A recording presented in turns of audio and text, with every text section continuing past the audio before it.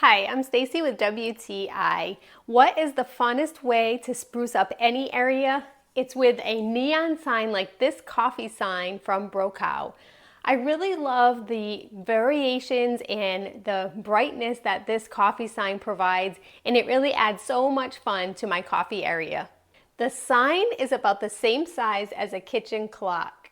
It has the option to hang it with a chain that it comes with, or it comes with 4 holes already pre-installed into the sign so that you can mount it right to your wall, the option that I chose. I really like that they included caps to cover the nails so it doesn't look sloppy on the wall, but rather it just lays nice and flat. The cord on this is super long, so wherever you opt to put it, you'll know that you can either hide it behind something on your wall, or if it hangs down, it's really not noticeable to anyone that goes up to it because voila, you get that really cute coffee sign that lights up in neon.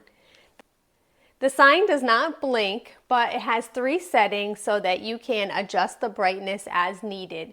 Whether you put this on during the day or even at night, it's just a really cute sign that adds lots of fun elements to the wall.